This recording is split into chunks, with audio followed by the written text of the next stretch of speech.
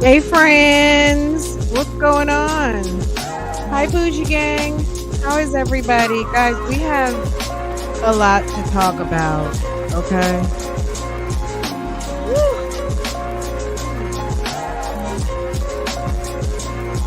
Hi guys, someone's eating lamb chops and eggs with home fries and sounds delicious. I had Sarah made me two lovely pancakes, but this hungry.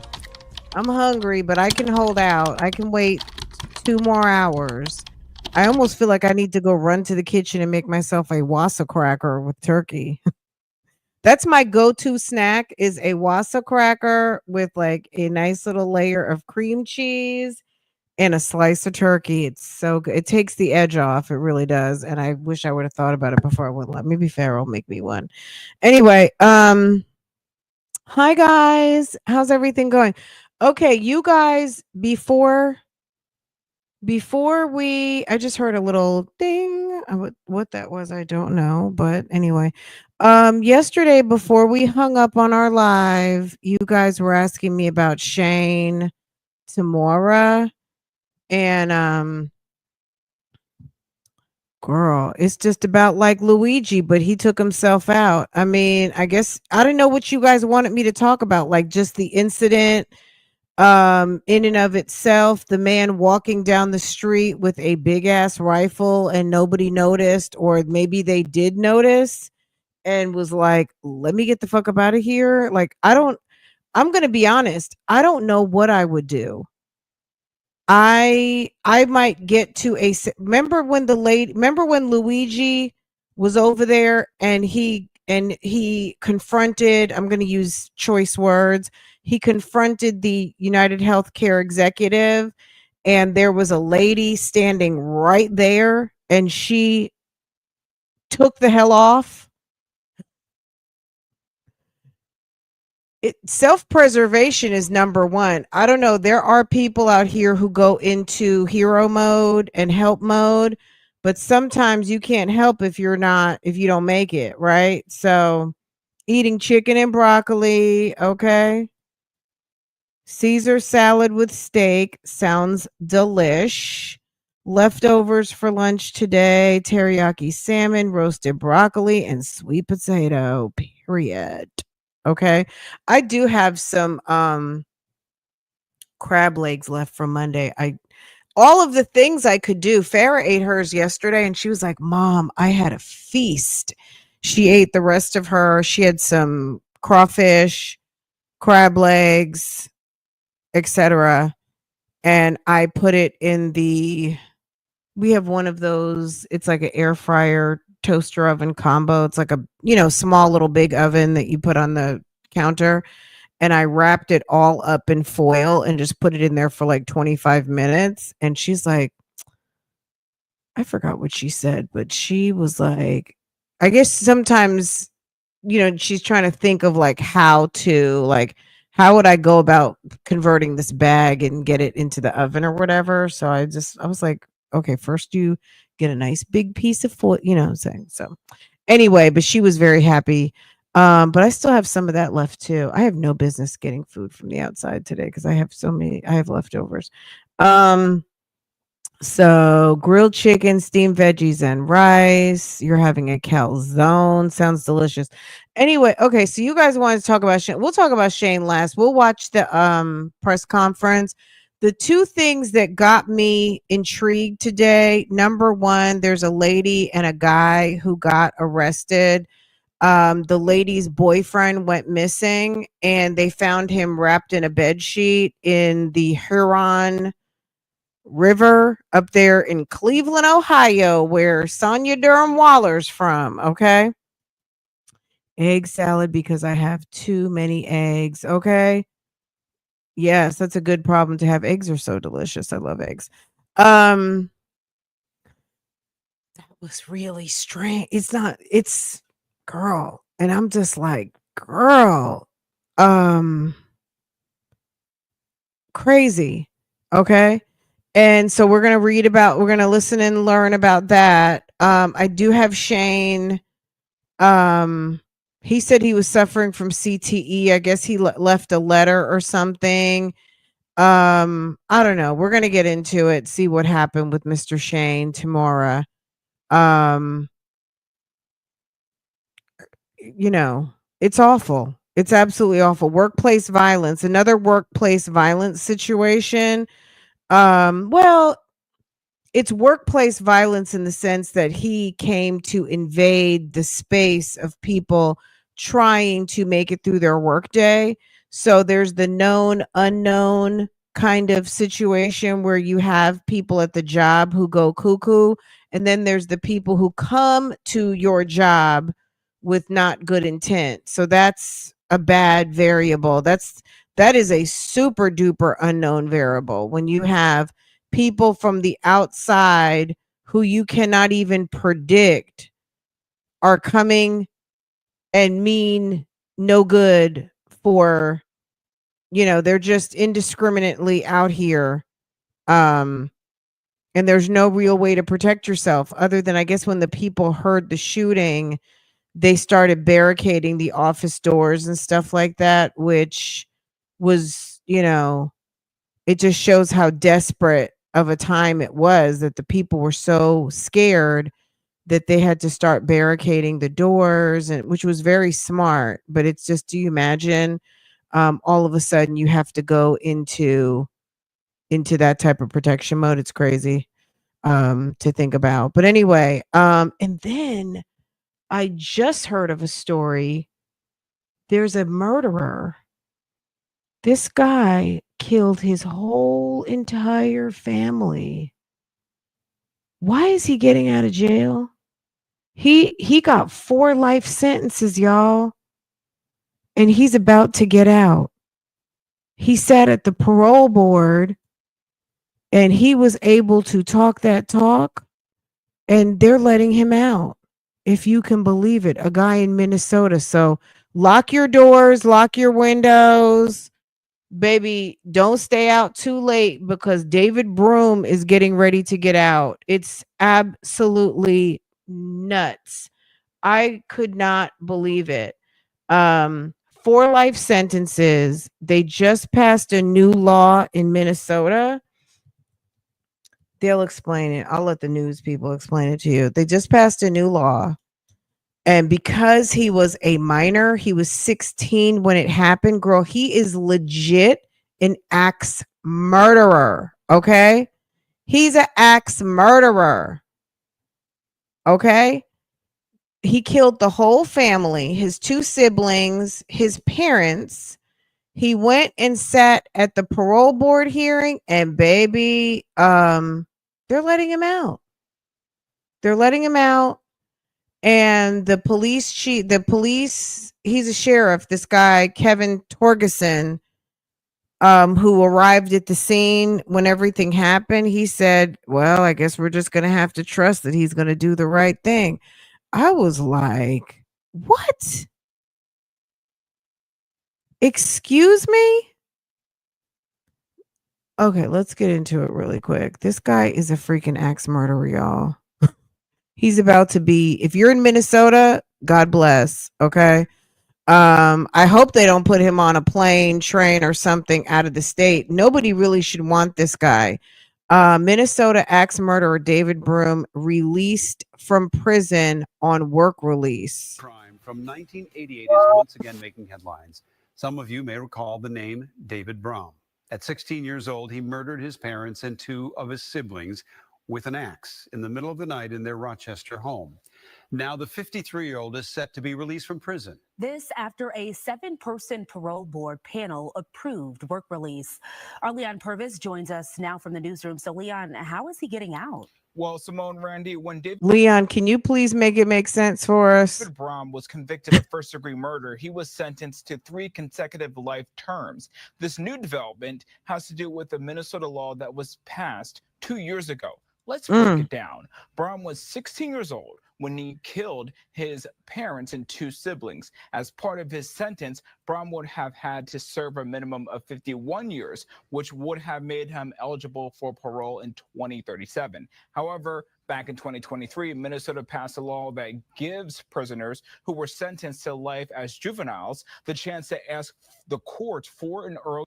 Well, it's kind of like a loophole because he was 16 and everybody's not an axe murderer. You know what I mean? Like he actually, it's kind of like a weird set of circumstances that probably like nobody would check the boxes for, but this creep. Release after 15 years. Brom, now 53, became eligible for release retroactively as of 2018. Here's what he had to say at his parole board hearing.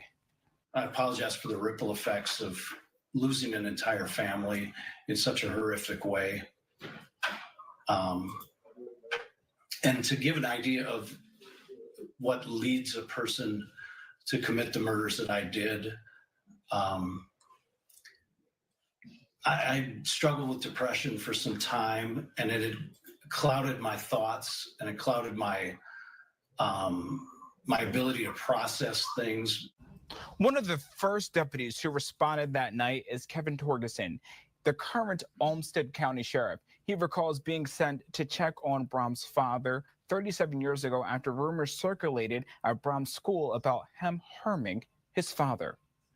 And we as the public, must trust the parole board's decision and have to hope Mr. Brom is ready for this transition in his life. I'm very pleased to hear that, but it is still hard for me to accept and forget the sights and smells of what I saw that Thursday evening in 1988. The parole board approved Brom's transition to work release. He will go to a metro area halfway house and be under GPS monitoring. Girl, he said he struggled with depression. The release board is in January. Live in the newsroom, Leon Purvis, Fox 9. All right, thank you, Leon. It still doesn't make sense. I mean, let's look at a little. This is not too long. I just cannot believe that he was able to finesse this parole board. Okay. My God. Let's just do the whole screen.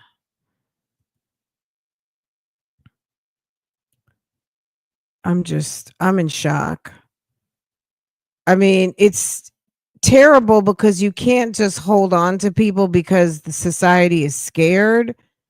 But society is scared for a reason. I mean, there's like one too many of these people out here that don't know how to conduct themselves rationally. Okay. Minnesota axe murderer to parole board. I've changed myself. So he says, okay, David Brom, the man convicted of slaying his family with an axe in Olmsted County back in 1988, appeared before a parole board in January. He was 16 at the time. As they debated on release from prison, Brom has been granted the opportunity to take part in work release in 2025, which appears to be slated to start in July. Notice they didn't let us know back in January. Fox 9 is your source for breaking news. Okay, so yeah, that's just what's going on here, guys. It's just girl crazy. How are you today? I'm good, thank you. I would like to. I think one of his cohorts in there probably gave him those words. Somebody gave him what he needed to be able to say to convince these people that, he deserves a second chance. If you take an axe and kill your siblings and your parents, I'm sorry. I just don't think you ever qualify for a break. But that's just me. Start out, you've been through this before. Start out by asking you to tell the board what it is you'd like to see happen as a result of today's meeting. I'd like to walk away from today's meeting with an understanding of what a step down process might look like for me. Can you talk about your readiness, your journey, what led you to here, and the extent to which and how that, in your view, readied you for being considered for parole? What led me to this point in my life? Yeah, and your readiness, if you know, for parole as you've described. Okay. Yeah. So I've kind of spent my time the best that I can to change the things about my life that led me to the despair and the decisions that I made and the actions that I took, the crimes that I committed. I tried to change everything that I could about myself. And I believe that through the help of staff, programs, the support system I have in my life, I'm a good example of what a transformation can look like in a person's life through the Department of Corrections. I think that I've demonstrated consistency in that progress. And I don't know what life is like in prison, but I cannot imagine what rehabilitating is like in prison and then getting out here into the world and realizing it's not peaches and cream out here. It is, people are cruel. Money is not easy to make. Things are expensive. All of a sudden, you have to carry something called a wallet, and it needs to have some coins in it. And you need to be able to get along with people to earn coin to be able to handle the business of having a life. And we've seen lots of people out here are falling apart at just that responsibility, which is easy for some of us. Like, everybody's not going to make the same money and everybody is not going to have the same ease, right?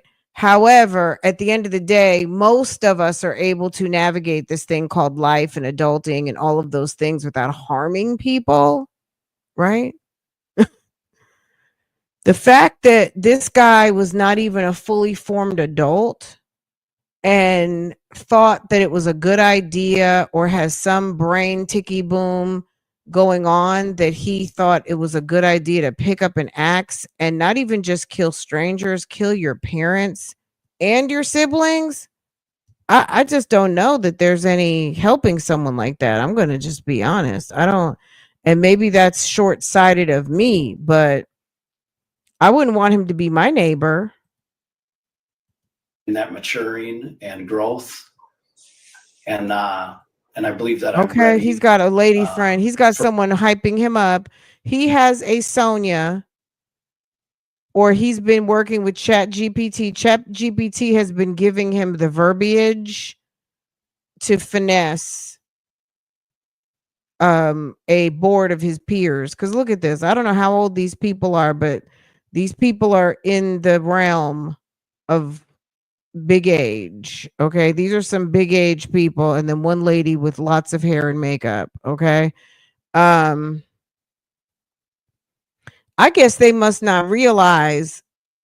Like, have you guys read the case file? Have y'all seen what he did to his sister for parole. and his mother?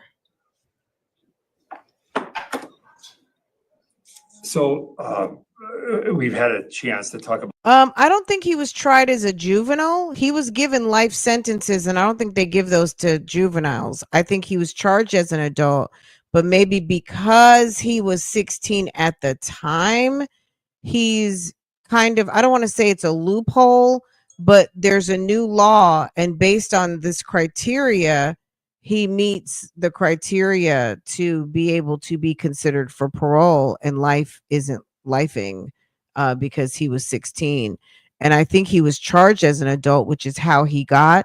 I think it's one of those like Susan Smith, where they gave her life, but life wasn't life at the time, right? So Susan Smith came up to parole board and they were like, no. So it might just be something like that. We'd have to look at what happened. I'm just waiting for him to tell. Okay, this is the apology. This is the Okay, I guess we'll just. It's only like 9 more minutes. Let's hear. I'm gonna speed it up a little bit because he About talked a this little in slow. prior hearings, but I think it's for purposes here. I think it's important. As you know that David, tell us about the crime and tell us what you're not gonna do again. the gravity of this offense is immense. Not just the impact on your family, but the community and as you say, the ripple effect over the course of time. But as you think about, can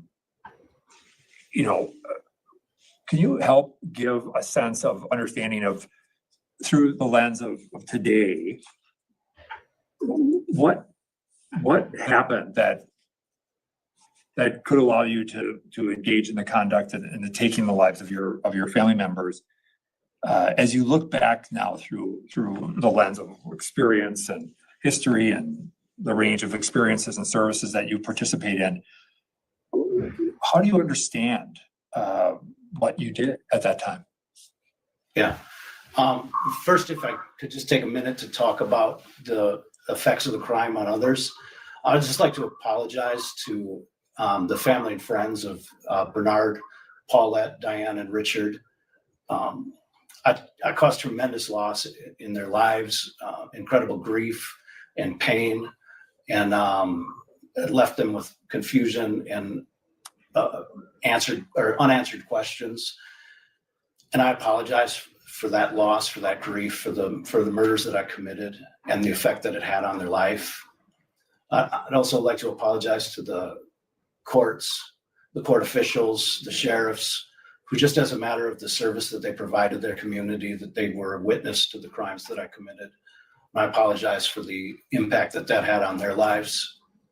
And lastly, to the neighborhood, to the church we attended, the schools we were enrolled in, and the community of Rochester. I apologize for the ripple effects of losing an entire family in such a horrific way.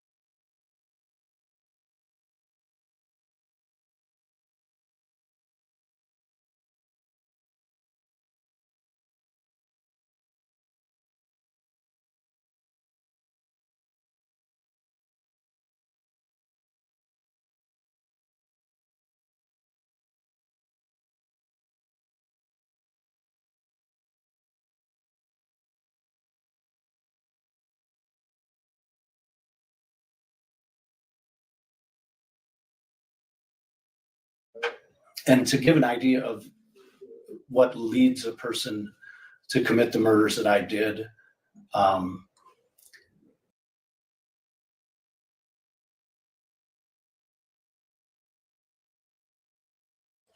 I struggled with depression for some time, and it had clouded my thoughts and it clouded my my ability to process things. And I had grown to a short-sighted view that I thought these things were going to last forever. And I knew I couldn't live that way forever. And in the cloud of depression, I started to believe that other people were at fault for the way I felt. And unfortunately, that fault I placed on my parents and my family, because I was often more depressed at home than I was in other areas of life. Hey, it's me. I have Brom in here. When did Parolee. when did you first start to get or gain a level of insight or clarity or an understanding of the depression? When did that begin to happen? I started to understand a little bit about it when I was in the Oaks Treatment Center in Texas. That was a beneficial environment for me. They were supportive and encouraging, and but I really didn't grasp the effect that it was having on my life until it started to kind of dissipate. That cloud started to dissipate in my life as I pursued my faith and as I pursued investments that other people were making in my life, probably closer to my early 20s. Along the way,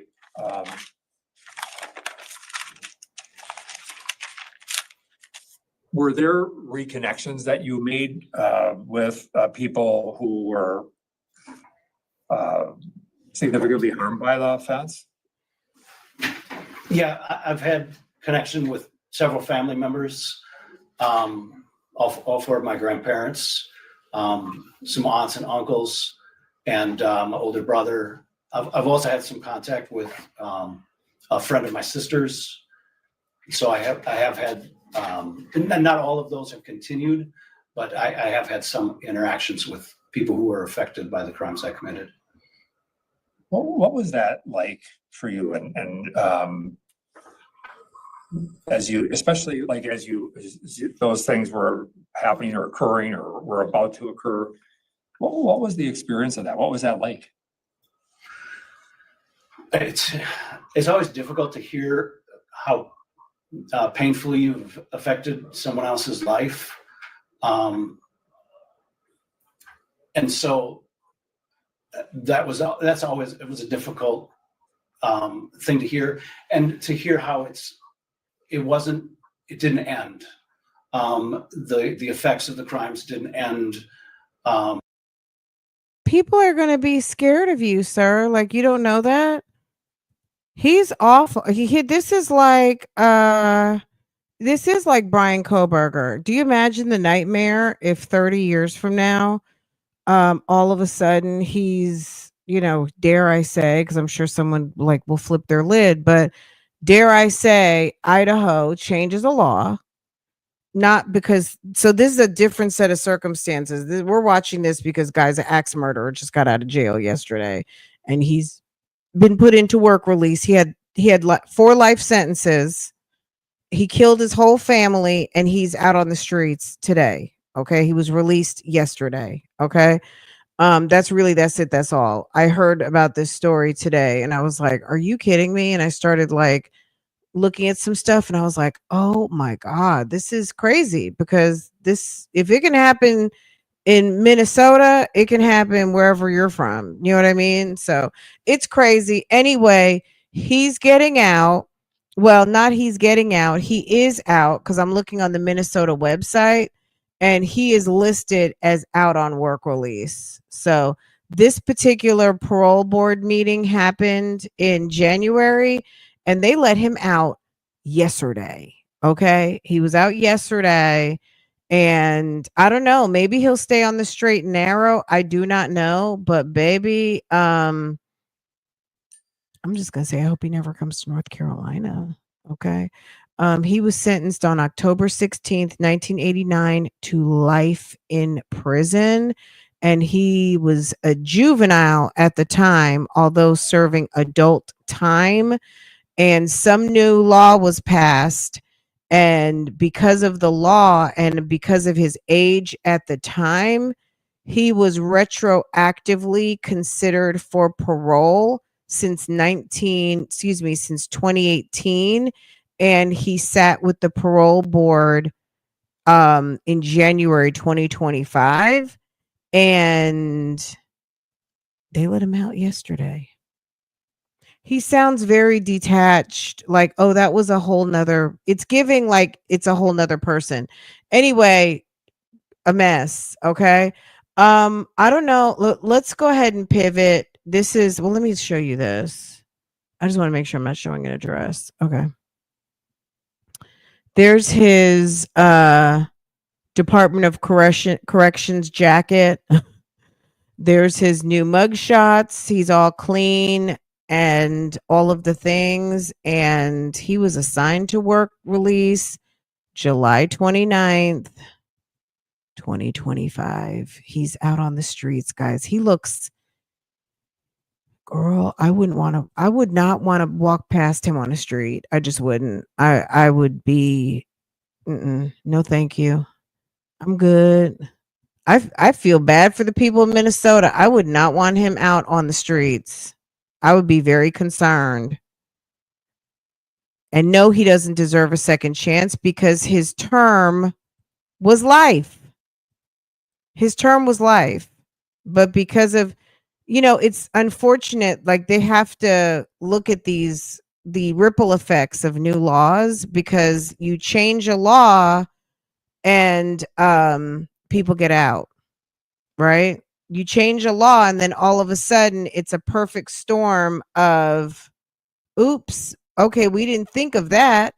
And you can't change the law for one person. They changed the law because apparently they felt like that's what needed to be done. And then you realize, oh, we fucked up. We just opened up the doors for the potential for someone very dangerous. And boom, there you go. Anyway, someone said, who said that? Was it Soul Power? Who said he's probably got a Sonya waiting for him on the outside? Okay.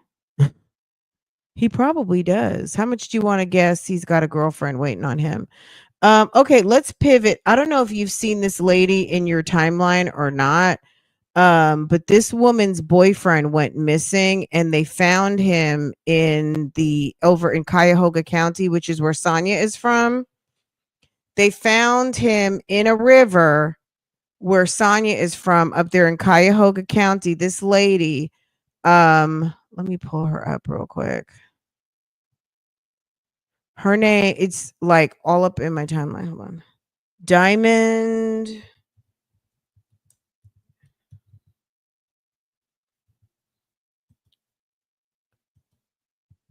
Just a second.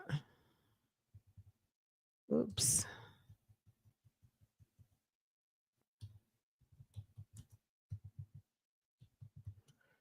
Okay.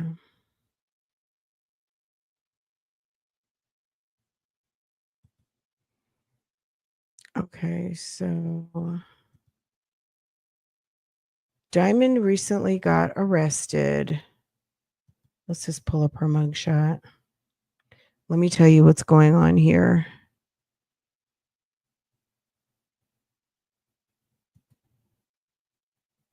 Girl, Dy'Mond is in big trouble. Okay, so 32-year-old woman in Ohio has been arrested for allegedly killing her boyfriend, who was reported missing late last year. Dy'Mond Vaden, 32, is facing charges of murder, felonious assault, tampering with evidence, gross abuse of a corpse, and having weapons under disability of death of her boyfriend, George Cox, who was 32.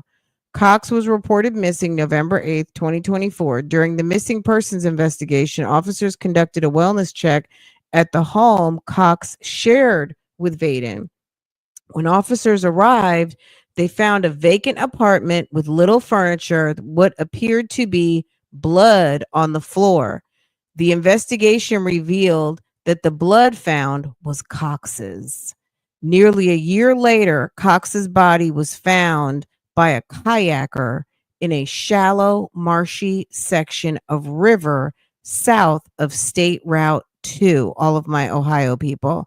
His body was wrapped in a fitted bed sheet and was bound with marine-style rope.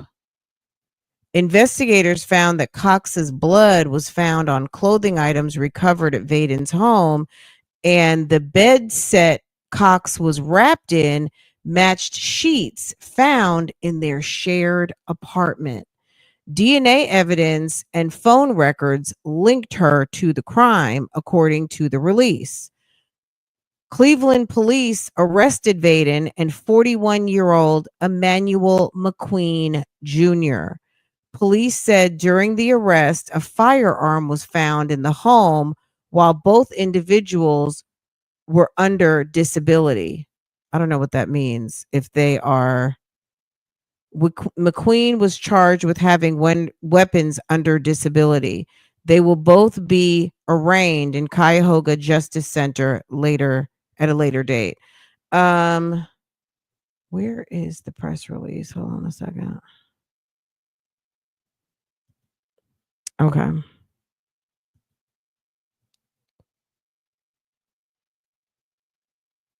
So I don't know what the involvement of Emmanuel's is. I'm trying to get a copy of the police report, but this is the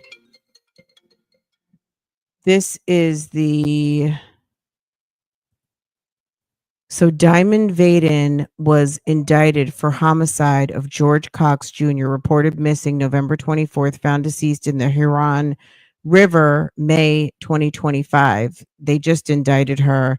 They put out a press release on July 25th. The Cuyahoga County prosecutor, Michael C. O'Malley, announced that the Cuyahoga County grand jury has returned an indictment charging Dy'Mond Vaden, 32, of homicide of George Cox Jr., 32, who was reported missing November 2024 and found deceased in the Huron River, May 2025. George Cox's family has waited for answers, and today they are one step closer to justice, and the prosecutor, Michael C. O'Malley. Fortunately, his family and the state of Ohio CPD homicide detectives are well trained and smarter than Dy'Mond Vaden thinks. On November 8th, 2024, George Cox was reported missing by his family, with his last known communication occurring on October 19th, 2024. Cleveland Division of Police's Missing Persons Unit was assigned to the case. During the investigation, CPD officers conducted a wellness check at the residence of Cox that shared with his girlfriend, Dy'Mond Vaden, near Bosworth Road and Peony Drive in Cleveland. Officers observed a vacant apartment with little to no furniture and what appeared to be blood found on the floor. Further investigation confirmed it was Cox's blood and Vaden no longer living at the residence.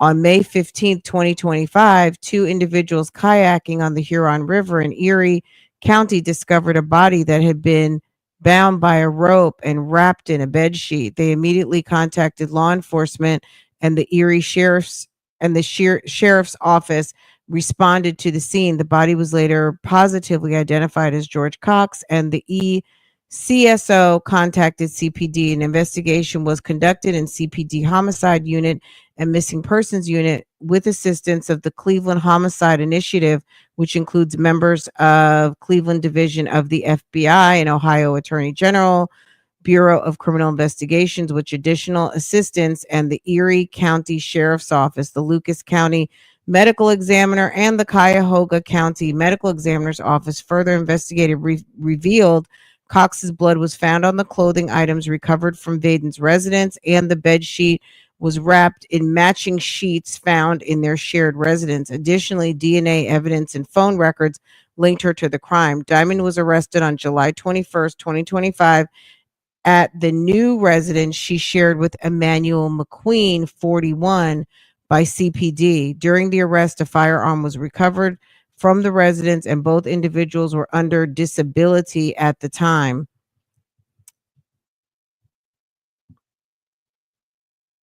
On July 25th, Dy'Mond Vaden was indicted of the following charges: 2 counts of murder, murder A, murder B, 2 counts of felonious assault, 1 tampering with evidence, 1 gross abuse of a corpse, 1 having weapons under disability. I wonder if that means 1 count of having Emmanuel was so maybe they're both felons. Maybe that's what that means.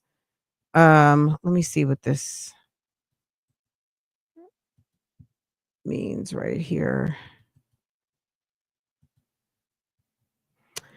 In Ohio, having weapons under disability is a serious felony charge. It applies to an individually knowingly possesses a firearm or dangerous ordinance while legally prohibited from doing so. So like having a firearm if you're a felon, like someone we know from Ohio.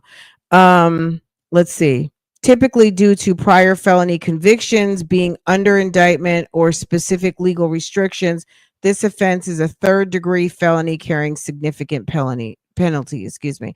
So yes. Boom. Okay. Is this going to pull up?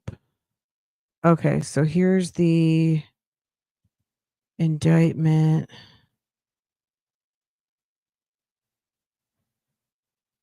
These are the indictment. Let's see.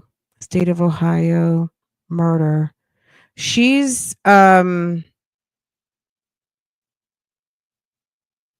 would love to read a little bit more of the police report to see how they came to all this, and then also like the account from George's parents to find out, like, did she ever even call him in as missing? Did he just disappear and she just went on about her way? She moved out and left. Is anyone from Ohio here and heard of this case? Let's see. So the murder A, murder B. The grand jury has indicted her. Did purposely cause death of George Cox. Let's see. Murder B. Felonious assault. Tampering with evidence. Gross abuse of a corpse. Having a weapon. Did knowingly acquire, have, carry, or use a firearm and dangerous ordinance when she was under indictment or had been convicted of a felony involving illegal possession, use, sale, administration, distribution, or trafficking in any drug of abuse, or to wit, on or about November 8th, 2018. So she must be a felon already. And then she got Emmanuel McQueen in there, 41. And he must be a felon also, because, birds of a feather sometimes flock together, right? So this was crazy. Let me pull this up.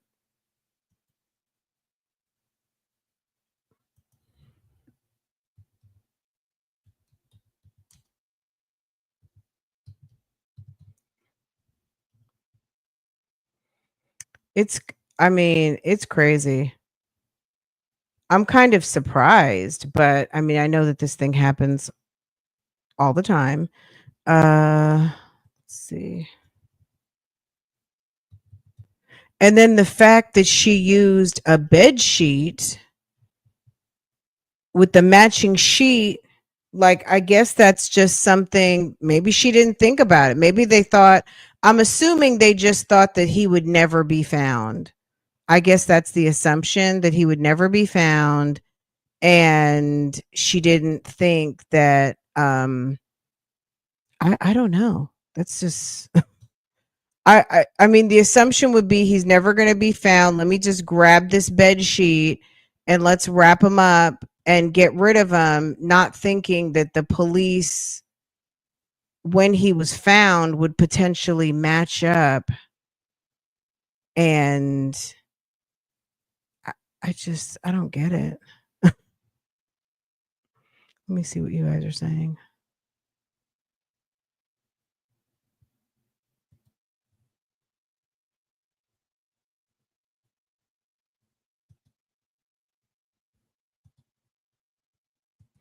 I'm just wondering, like, when he went missing, was she ever part of the, oh my God, my boyfriend just went missing? Was she part of the search parties? Was she being cooperative? Was she like, oh, he told me he was going out of town? Like, was she just kind of like, we haven't heard from him?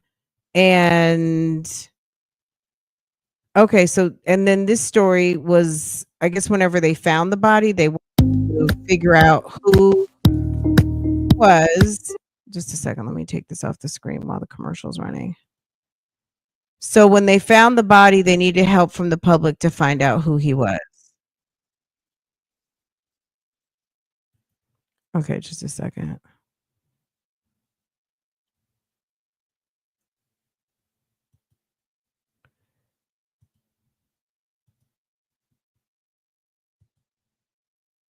Well, it is a mystery that so far police have not been able to solve. A body washed up in a river, and police are telling us this does not look like an accident. But no one has come forward to ID the potential victim.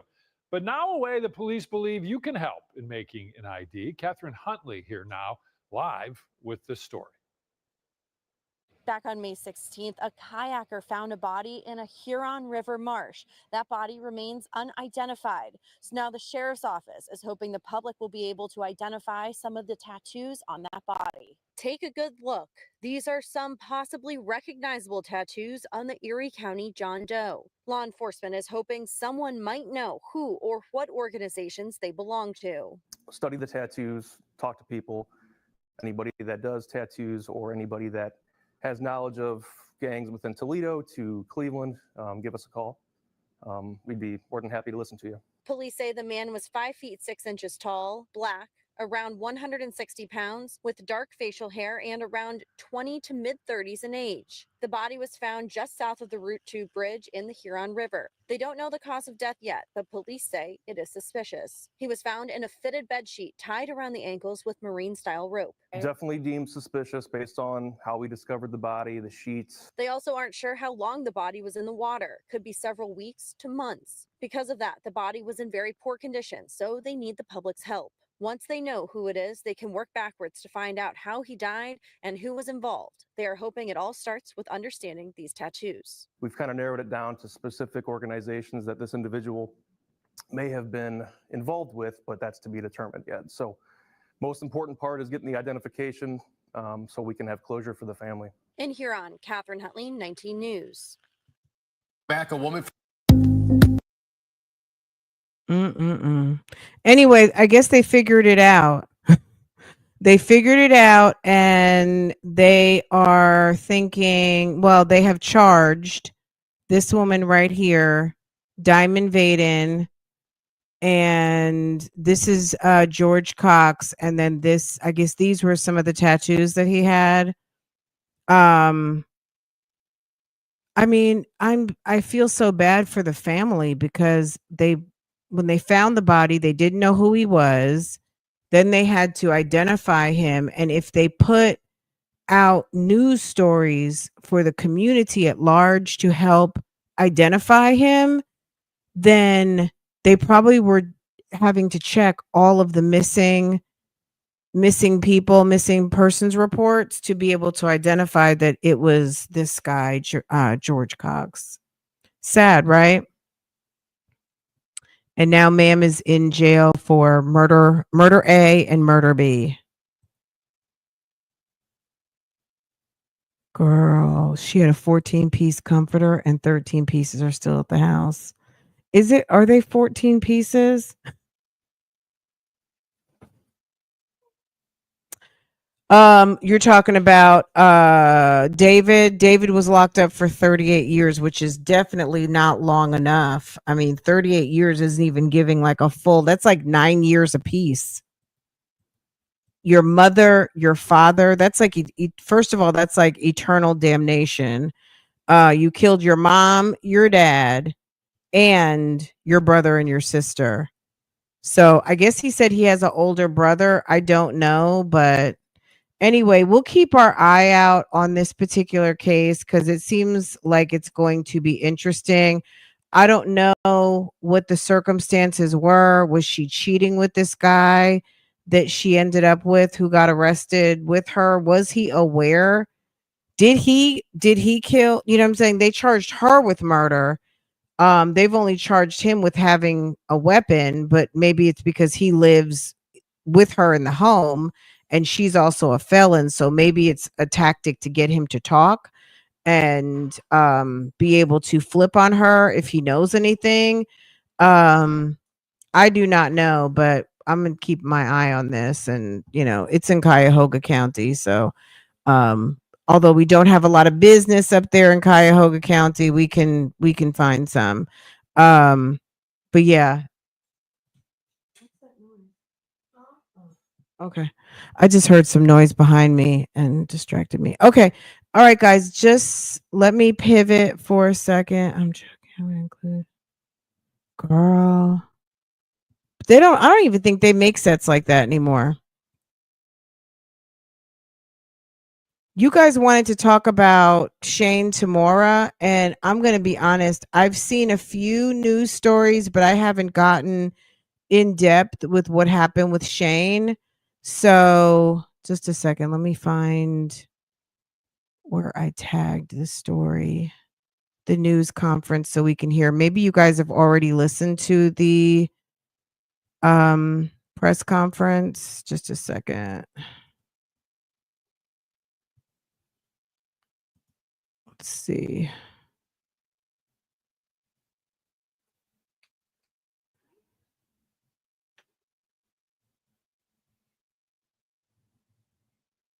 All right, I think this is the one right here. Hopefully this has good sound, because sometimes these press conferences, the sound is horrible. Okay. So this happened like what, 2 days ago? Today's Wednesday. It seems like it happened so long ago. But this just happened, I think, Monday, as people were getting ready to get off from work. The interesting thing to me, and I don't know if you guys noticed this at all, but as people were exiting the building, it's just amazing how it's almost like people wear uniforms. You know what I mean? Especially the guys, black, blue, khaki, blue shirt, white shirt, pink shirt, yellow shirt. It was like a just succession of people walking out the door because they had people with their hands up. I don't know if you guys noticed that or not. I thought that was, I mean, it was just one of those things that it becomes almost like a uniform. But it was really, I felt bad for the people because, we do spend a lot of time at work. I'm assuming that building is shut down, but that's just, even temporarily, just to get it back together. But eventually they're going to have to return to the building, and it's scary. It's scary. I don't know. Another reason to offer work from home. I'm an advocate for work from home. I definitely enjoyed my time working in the office, but people are going through so much, and people are battling with mental illness, and people don't like to take their medication. They don't go to therapy. They have secret grudges. It's very scary. Now, in this particular situation, this was not the case. This guy had a grudge and was coming for whatever reason to confront the NFL, so they say. But nonetheless, people were at work trying to accomplish the goals of their job, and they were confronted by a madman who had a grudge against the NFL. Okay. New York City Mayor Adams there, as well as NYPD Commissioner Jessica Tisch.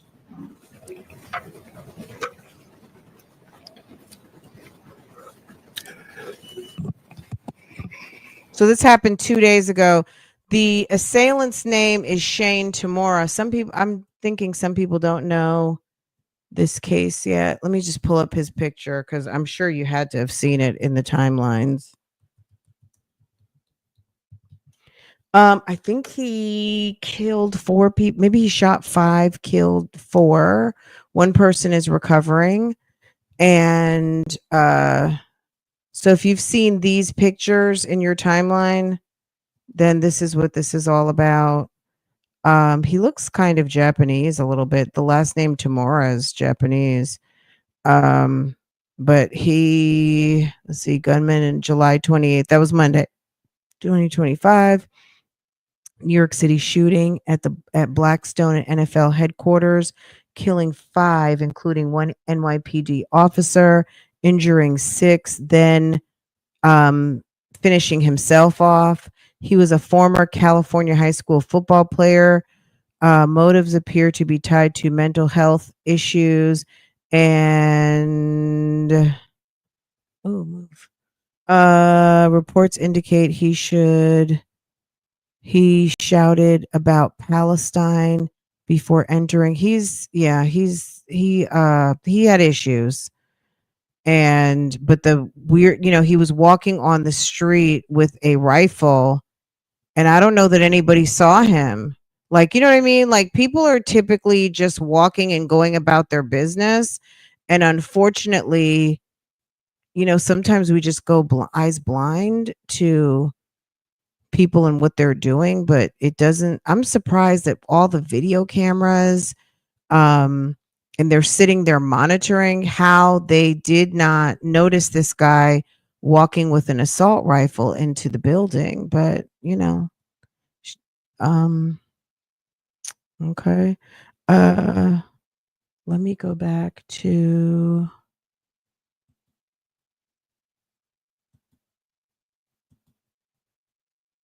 All right, I think I'm going to have to find it. I guess I lost my tab. Just a second, guys. I lost my tab. Was it this tab? Hold on. I lost my tab.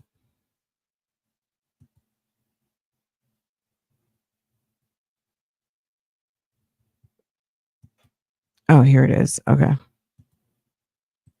So this happened Monday, right before work was ending. And yesterday when I was live, you guys asked to talk about this. So let's get into it.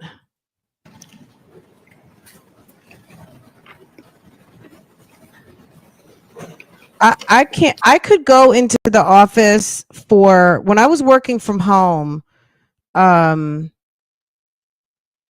We would have an occasionally something that would happen. Like my manager was in Connecticut. So when he would come to Charlotte, we would all get together for like a day or two in the office. There were meetings, whatever, go to lunch, all those things. That was it. And then I'll see you guys in about another 3-4 months. That was it. This never gets easy. I always go back to the beginning of my role as mayor in Harlem Hospital, where Officer Mora and Rivera were assassinated. And I remember watching their family members enter the hospital and a loud yell of, "No, God, please tell me it's not true." And I thought about that today when the notification came over from the police commissioner that we had a number of shots fired and we're still unraveling what took place.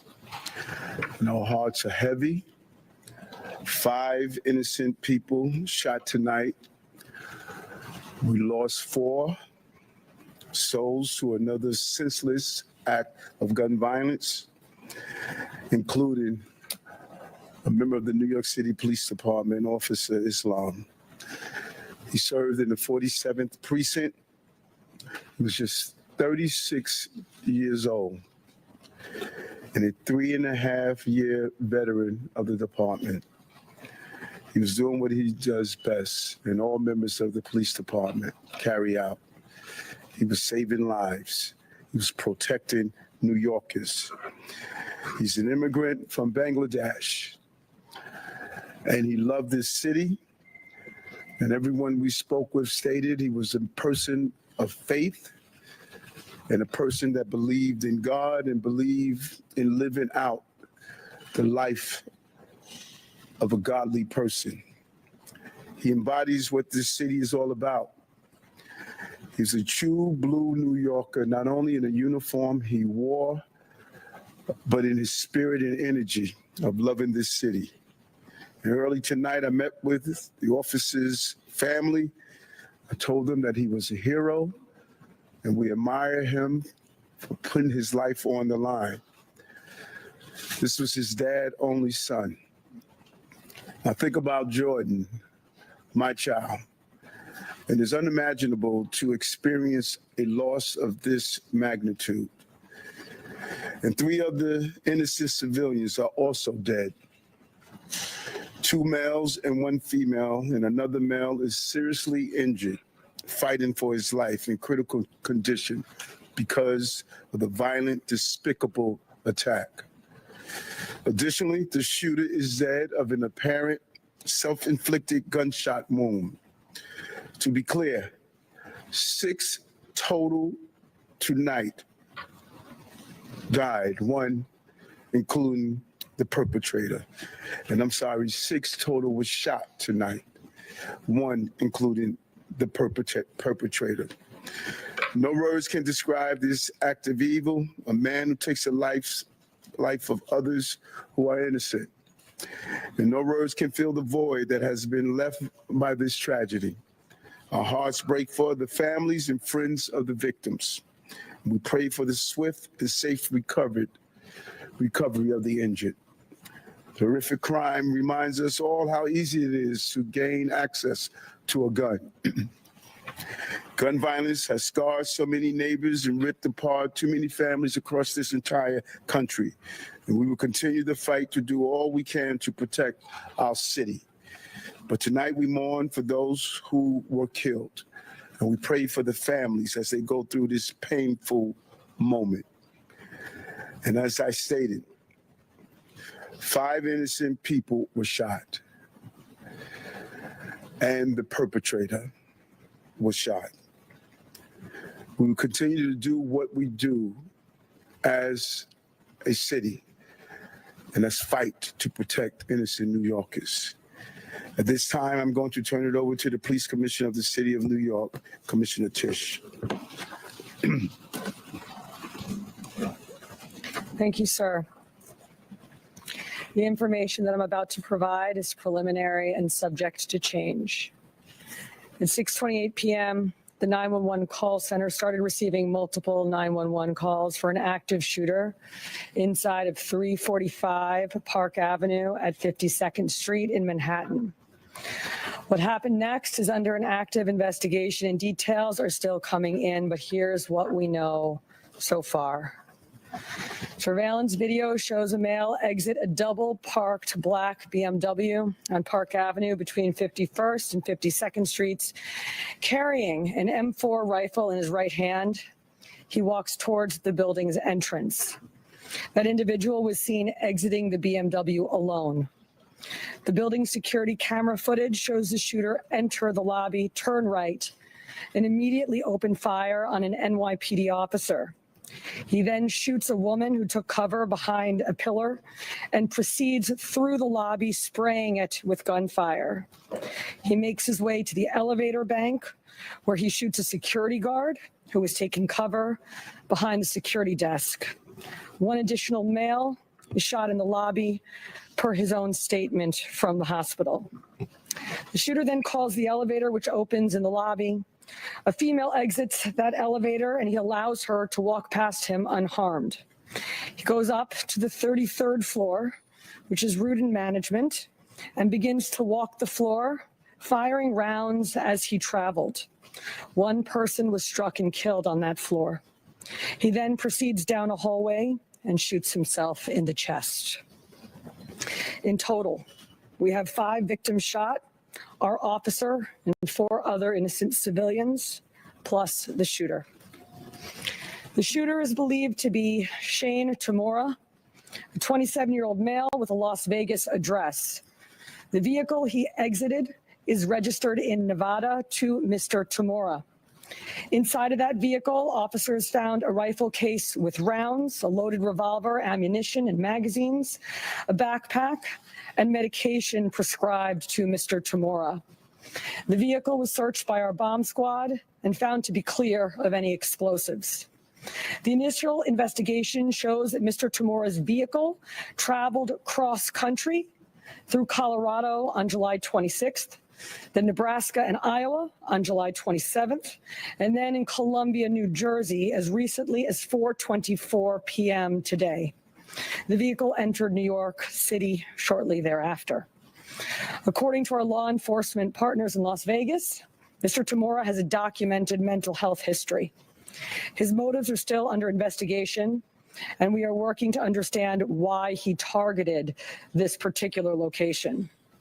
345 Park Avenue is a commercial office building whose tenants include the NFL, Root and Management, KPMG, and Blackstone.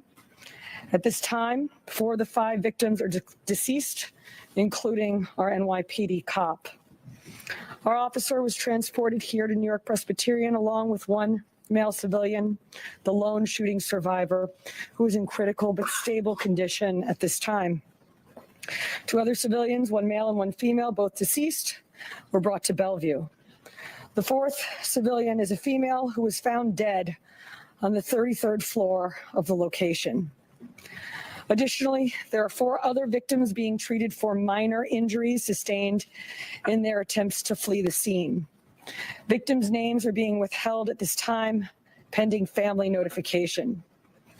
Officers from our Special Operations Division are currently conducting a secondary sweep of the entire building. I want to be very clear.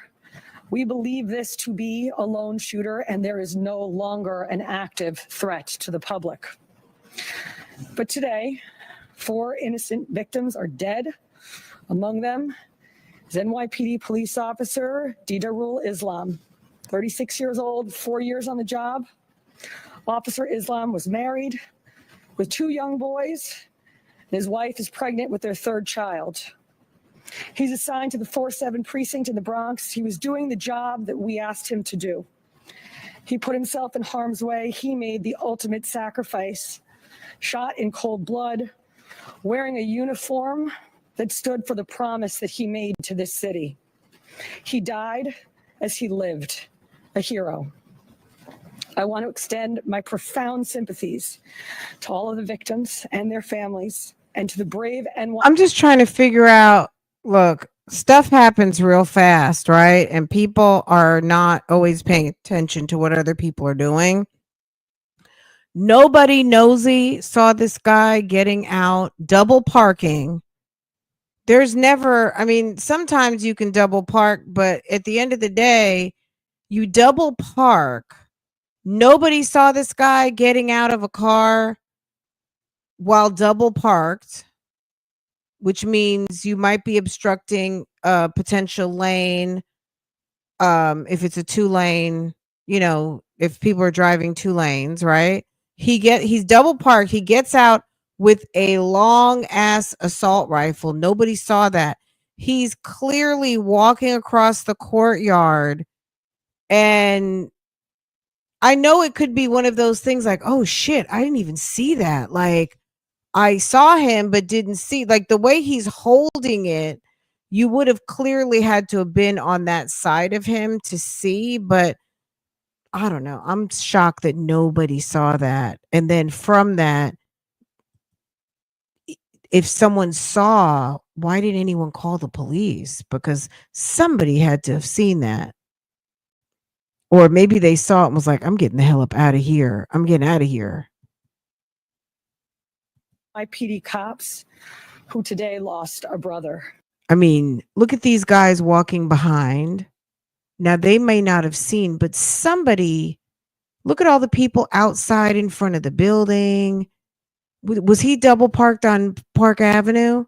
Whatever side he was parked on, it's not like he just got out. He was parked. And double park, that's like, that sticks out. You get out, you pull out a rifle that's like 2.5 feet long. I don't get it. There's still many questions that we have to answer, and we will answer them. But for now, our city is in mourning for the innocent lives lost. What about security console? You've got high profile companies. You got Munyan in those buildings. You've got high level executives. United Healthcare CEO was just popped in the head down the street. Nobody was at the security console, or was someone going to get a snack? Was it break time? Who's watching the video cameras? Doesn't every building have those doors these days that if they feel that there's a threat, they can shut the doors down with those magnetic, it's like those magnetic locks, and then they can just shut it down. You just hit a switch, all the doors are shut down. If somebody would have seen on the videos, which obviously this is video surveillance, because you see right here, that's the round, that's the I forget what they call those doors, but the doors that turn. So this is obviously surveillance footage. Why were they not sitting at the console and hit the button to lock it down? Like immediate lock it down. Nobody was watching. Somebody was at Starbucks getting a coffee. I'm not trying to be any type of way, y'all. And I'm not trying to be disrespectful to security and law enforcement, but somebody, or they need to program the AI to see potential threats and to be able to identify guns. Because if you can identify a gun like that, you can at least shut the building down. Now, people in the courtyard, that would be a different story. If he opened up fire with a rifle like that on the streets of New York, that would be horrific, right? If he were mad, he couldn't get in the building and they're locked out. Everybody's safe in the high profile companies, but then the people on the streets are now not safe because you shut the doors down and now he's outside with an assault rifle ready to pop, right? So no way around this being a safe situation for any. This is just terrible. But if one police officer had seen him, they could have took him down real quick. May their memories be a blessing. Pat. Look how big that gun is. Sorry. Oops, sorry. Patrick Hendry, president of the PVA. This is a devastating night for our city, for our police department. Pure evil came to the heart of our city and struck innocent people. And one of our police officers who were protecting those people. We lost 4 people tonight in our hero brother who gave his life for this city. He was a hardworking police officer who was proud, we know, from hearing from his family, to put on that uniform and shield of a New York City police officer every day and went out and did his job. And he went out every single day to provide for his family, whether it was overtime or whatever he had to do to provide for this family. That's what he did on a daily basis. And his family is devastated. A wife losing a husband who provided for that family. A father who's not going to see his son again. And our hearts of every New York City police officer right now is hurting. We're hurting for our brother police officer who we lost. We're hurting for that family. We're hurting for all the victims and hurting for all the families of the victims. And we're all asking, why? Why did pure evil come here? And we know our police department and our law enforcement partners will work tirelessly to get those answers. But now our job as police officers is to be there for this family, to support them in any way that we can, to come together as a city, to be there for these families of the victims. And we will continue to do that because that's what New York City police officers do. And we're going to continue as police officers to go out and protect this city because we know that evil can strike at any time. But police officers are willing to risk their lives to protect everyone in this room and protect everyone in this city. So we ask all New Yorkers to pray for our police officers' family, to pray for all the victims and their families. And we need to stand united going forward. So they say he left a 3-page note. Thank you for covering the story. We are also joined by our federal partners from the ATF and the FBI. I want to give an opportunity to our partner in the FBI, a special agent in charge of the New York City Fields Office, Chris Rea. Thank you, Mayor. First off, on behalf of all the men and women of the FBI, I'd like to extend my deepest condolences to the victims of this senseless tragedy. And also personally, I want to extend my condolences to the police commissioner. And just please know, ma'am and Mr. Mayor, that you have the full force of FBI New York and the full force of FBI to get to the bottom of the answers. Upon learning of the incident this evening, FBI agents immediately deployed to the scene to assist our NYPD partners. While this remains an NYPD investigation, the FBI's New York office stands ready to provide any and all resources to assist our partners. Initial checks of our internal systems have not revealed any information about the subject. But when and if more information becomes available, we will share what we can, when we can, with the public. Thank you. Okay, we're going to do some on-topic questions. Folks, CNN, please. This is a question about the police officer. When he was standing in the lobby, did he have a chance to fire his weapon at the shooter, or was it completely handled? And also, when the shooter got to the floor, approximately how many people were on that floor and what were they doing? All of this information is under active investigation. Videos are being reviewed. And then as this investigation continues to unfold, we'll be able to answer those questions. But right now, it's an active investigation. Commissioner, if you could just talk about he was working paid detail there. People who might not know what that means. And was he the only officer working that paid detail there? I believe that there were 2 officers in the building working paid detail assignments in different parts of the building. And what is that if people may say he's on his day off working in uniform?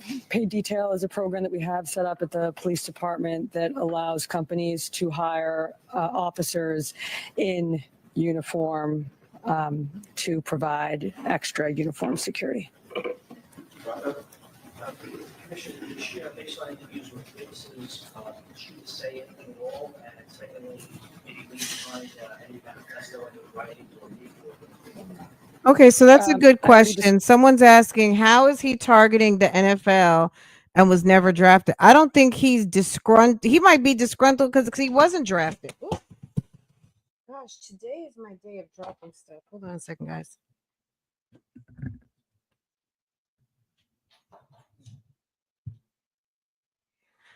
Oh, okay. All right. I don't know. I mean, people target lots of stuff. I mean, look at it could have been Blackstone, which is an investment company, right? It could have been, girl, we don't know. I mean, Luigi, well, there's so many different scenarios as to why these people do what they do. Let me get my screens back up. Okay. He might have just been, he could have been mad at the NFL. He could have been mad at anything. He was targeting the NFL, but he was never drafted with the clown faces, right? But the amount of medication he was on, he was not wrapped tight. Blackstone, he said he unalived the Blackstone CEO. Was she CEO? An executive? Yes. So I heard that he wanted to be drafted. He might have been mad because he didn't get drafted. All right, let's look at this news story real quick. They're answering questions. So apparently this was an NYPD officer doing like some OT. You know how they'll hire uniforms. So I guess I don't know how it works, but he was doing uniformed duty, but paid outside of NYPD. He was doing security detail in his uniform. Okay. Let's pivot here. Maybe we'll get some more understanding. Hold on. Let's check this out. PD has sent investigators. Meanwhile, the investigation also involves digging deeper into Shane Tamura's life. And for that, the NYPD has sent investigators to Las Vegas, 2,200 or so miles away. Why did the 27-year-old drive all that way here to carry a mass shooting? Investigative reporter Dan Krauth has been looking into Tamura's background. He's in the newsroom with the latest. Dan?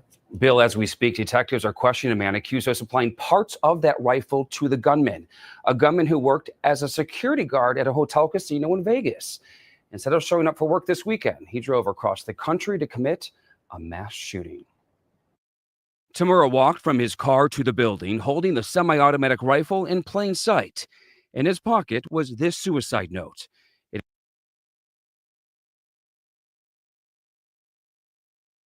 So it said so plan, pause, reflect, and flourish. Is that what he's supposed to be working on?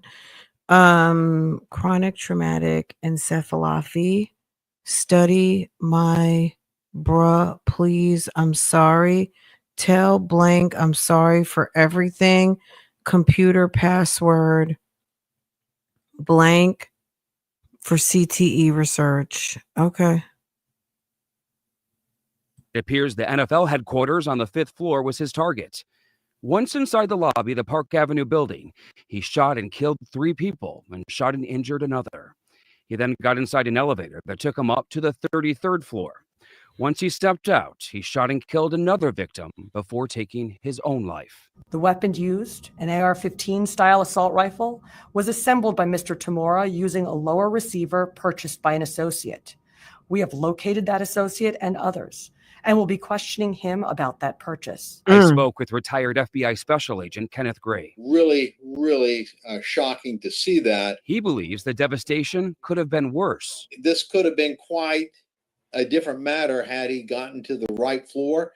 The death toll could have been much higher. We looked into Tamura's past. Law enforcement sources say he was the subject of a mental health crisis hold in Nevada back in 2022. That's where someone can be held in a healthcare facility for up to 3 days if they're deemed to be a Oh, like a baker? They bakered him? danger to themselves or others. The same year, police say he received his concealed carry permit. We don't know if that came before or after the hold.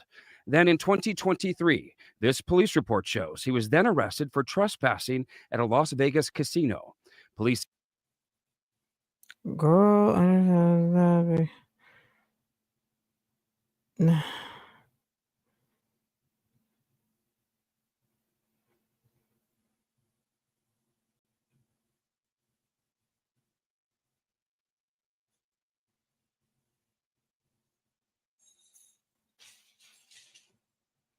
was at a table gambling. Security approached Shane and requested to see his ID. Shane refused to show his ID to security and asked to leave the property. He refused to provide identification. He walked to the cashier cage to collect his winnings. The cashier cage clerk requested to see Shane's ID as a common practice for them due to Shane requesting approximately $5,000. Shane also refused to show his ID to the cashier in the cage. At this point, security called the police for assistance. Shane was refusing to leave the property without his money, but also refusing to show his ID card to collect his money. Sergeant Blackman observed Shane speaking to the security officers.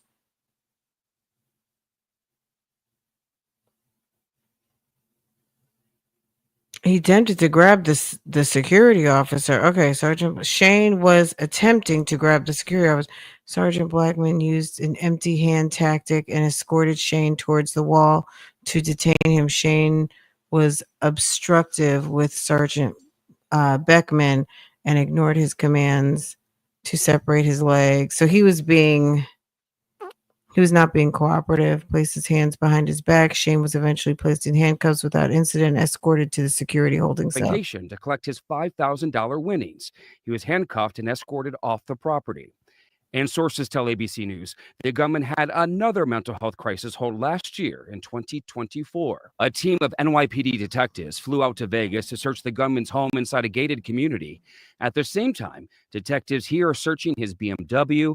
2 cell phones recovered from the scene and the note he left behind. In that note, Mr. Tamura claimed to be suffering from CTE, possibly from playing high school football, and he blamed the NFL.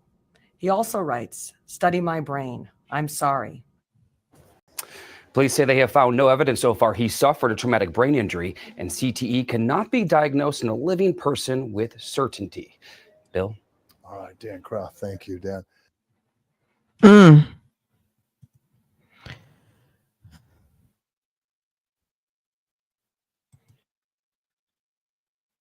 Dead. Today on Eyewitness News Mornings at 10, Deputy Mayor Kaz Daughtry recounted the stories of several heroic employees who jumped into action to save their co-workers during Monday's mass shooting. Why do they have him talking while she's talking? Meanwhile, investigators I was like, what is that? continue to piece together what caused Shane Tamura to travel from Las Vegas before opening fire inside a Midtown commercial building. The note in his pocket blaming brain disorder, CTE, for his actions. We have team coverage. We're going to begin with Kimberly. He was mad about something, Jair, right? He was PO'd about something. Richardson, she's live outside the Midtown office building where this all happened. And Kimberly, it remains closed for now, correct?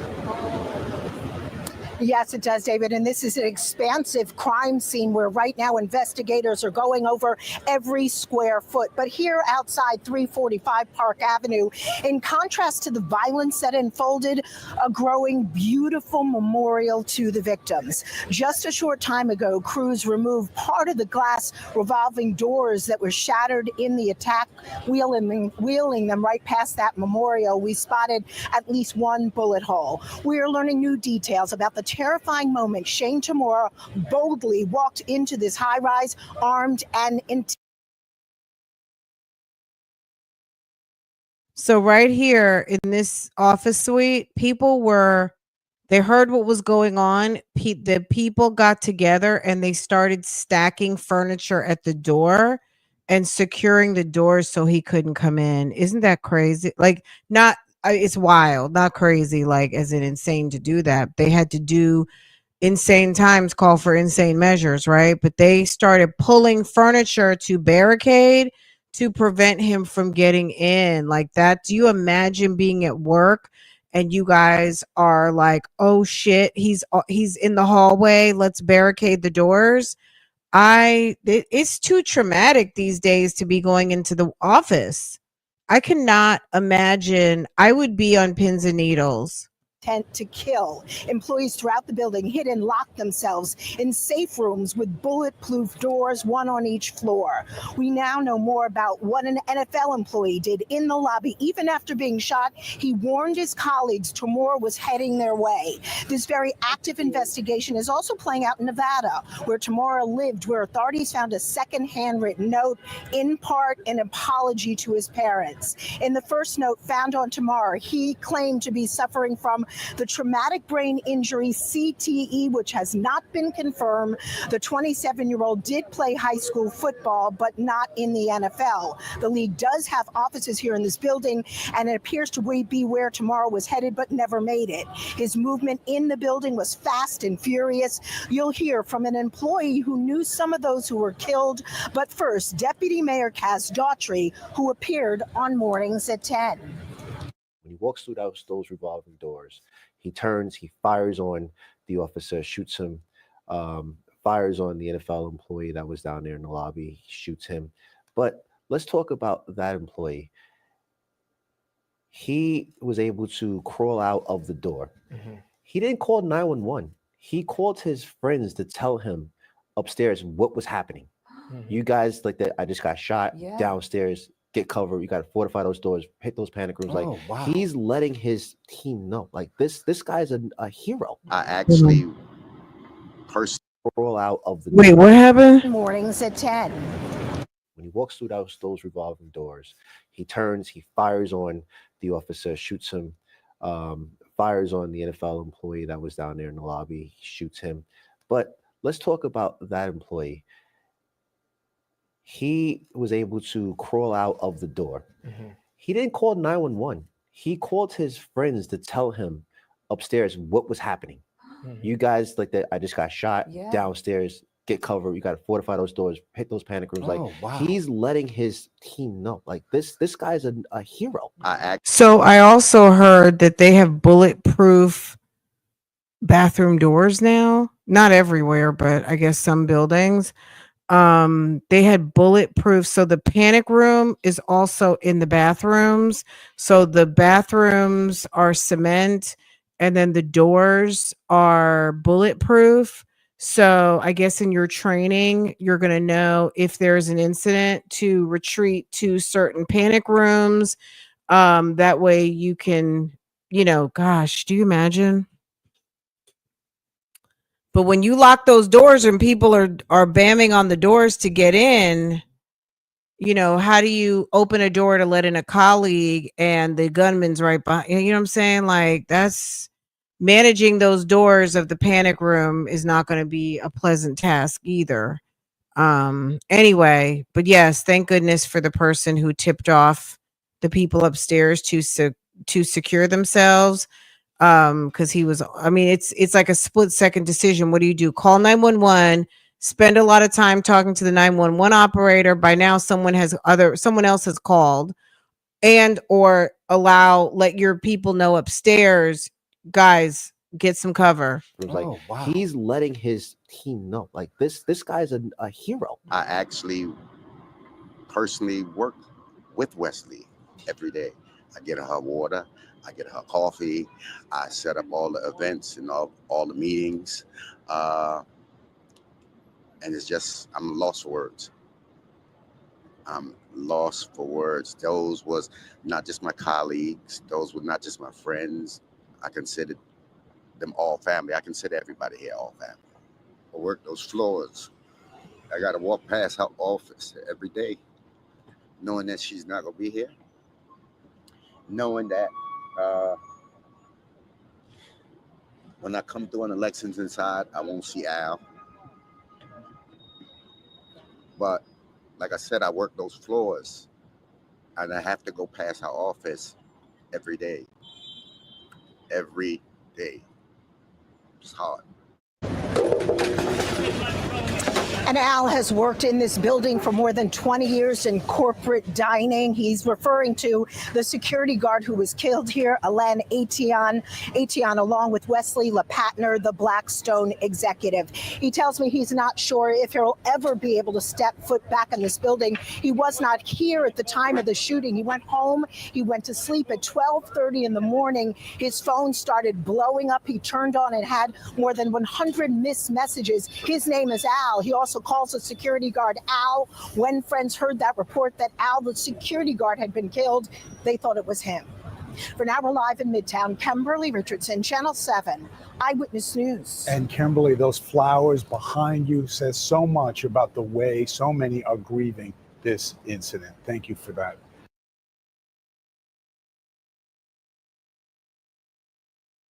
In all, 4 people.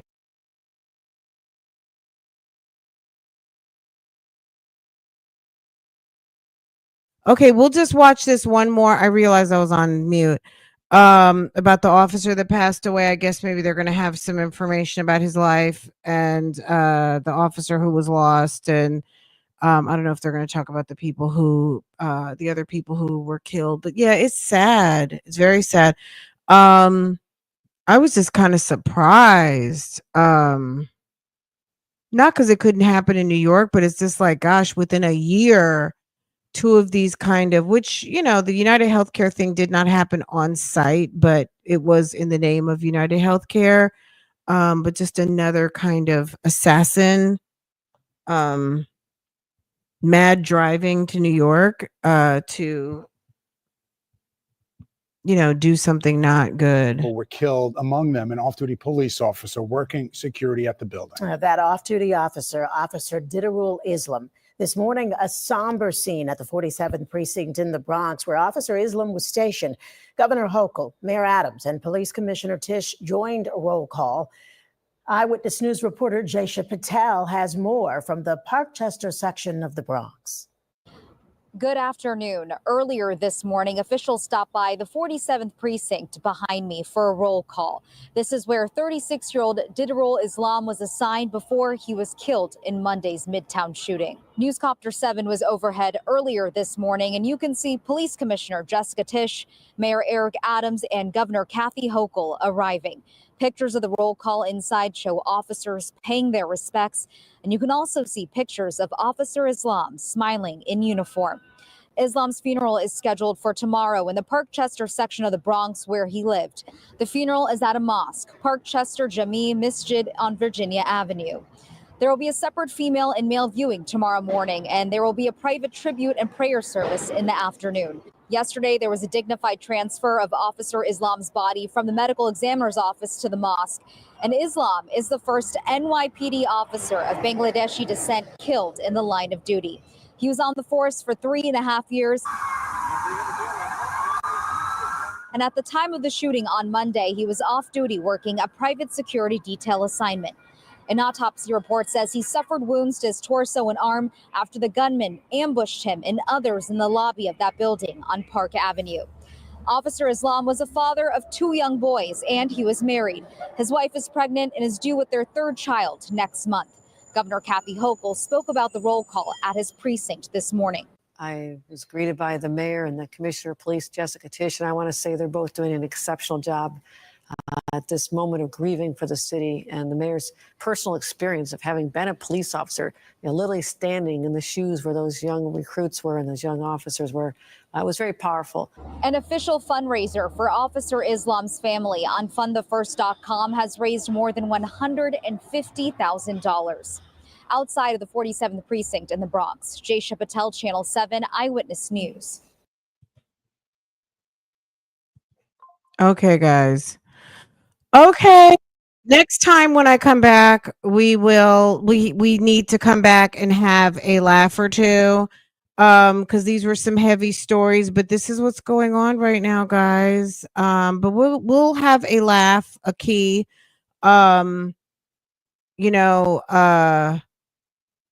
We will.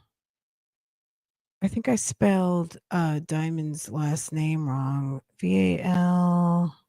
Oh, I see what I did. I think I threw a D in there that didn't need to be in there. Okay.